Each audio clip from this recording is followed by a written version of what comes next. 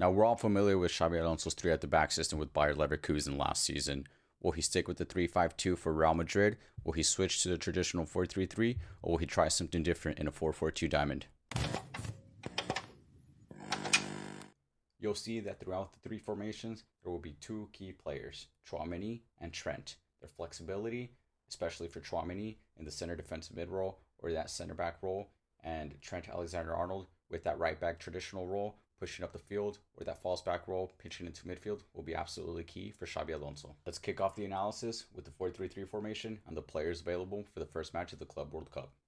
So here you have it, 4-3-3 formation. We've got the 4 defenders. We've got Tchouaméni playing that center defensive mid role. We've got Valverde and Bellingham in that center mid, box-to-box role. We've got Rodrigo, Mbappe, and Vini up top.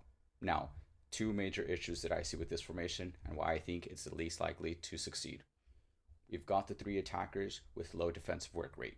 We've seen it last season. Rodrigo, Mbappe, and Vini do not track back, and this presents a massive issue on the defensive side, especially in today's modern day football.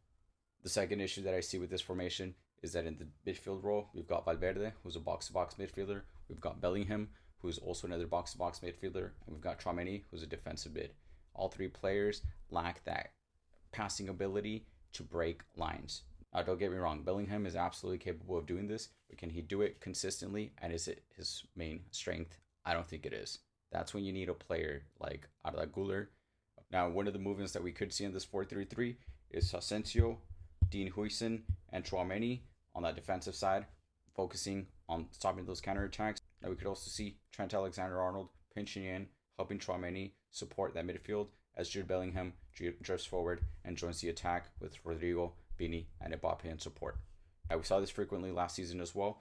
Valverde has the ability to go ahead and drop into the spot that the left back or right back hold. How can this team defend on the 4-3-3 system? Well, again, it'll be very similar to last season. We'll switch over to a 4-4-2 defensively and have Rodrigo drop down into that right mid role and provide that defensive coverage. Was this successful last season? Personally, I don't think so. Will Xabi Alonso dare to try this again? Now, the next formation we'll take a look at is Xabi Alonso's traditional 3-5-2 system. This 3-5-2 system is very balanced when executed correctly. It's a very high block system that requires high intensity up top at the pitch, starting with the strikers in order to regain position quickly. And this is where Tchouaméni will be absolutely key in that 3-5-2 system.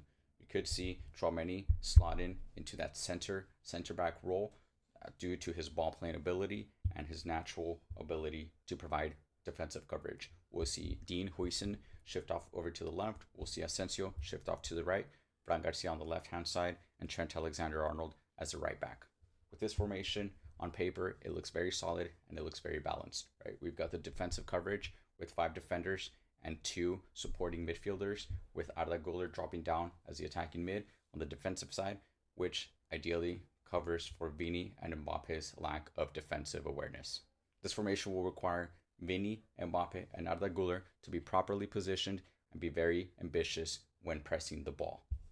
As I mentioned, the key is to regain position up top at the pitch with numbers. If we don't regain position, we'll be prone to that counterattack. But with this high block system, we've got the left back and the right back pushing forward, leaving the 3 center backs pretty much defensively on their own.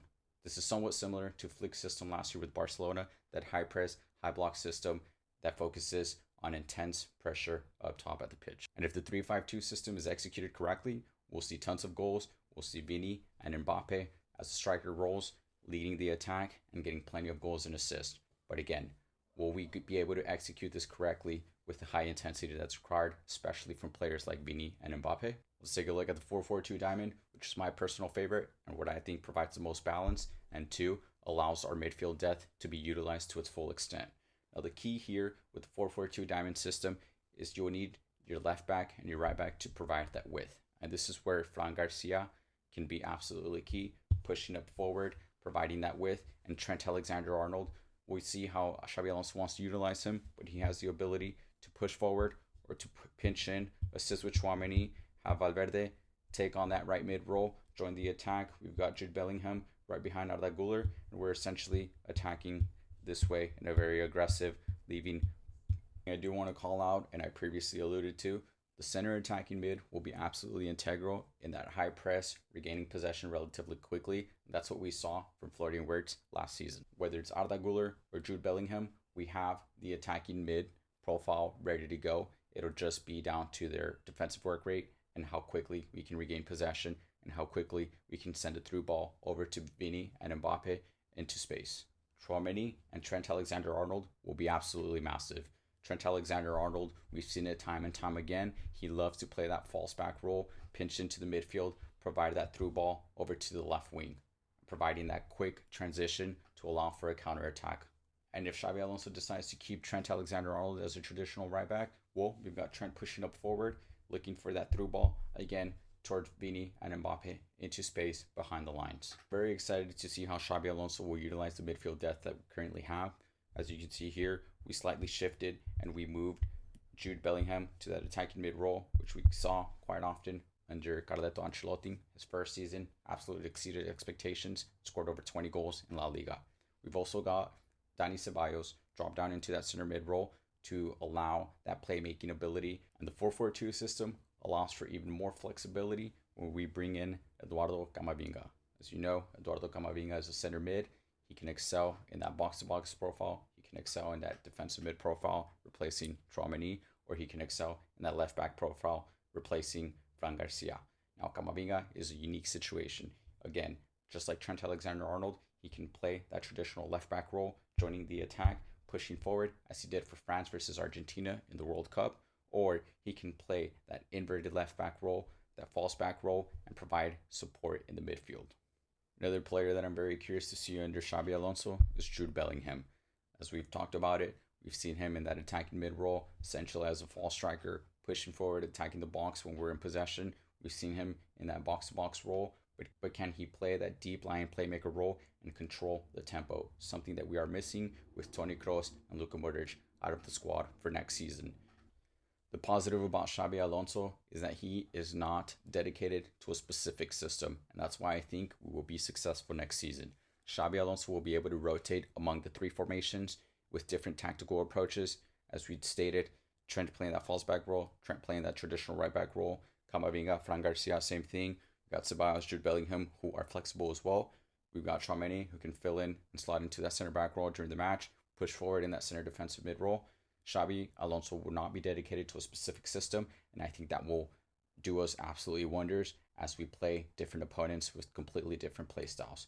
We should be shifting our tactical approach against Barcelona, who play that high line, compared to Atletico Madrid, who plays that defensive game and waits for that perfect counter-attacking opportunity. What formation do you think Xabi Alonso will utilize next season, and which formation do you think will see the most success in? 4-3-3, 4-4-2 diamond, or traditional 3-5-2? Let me know in the comments below.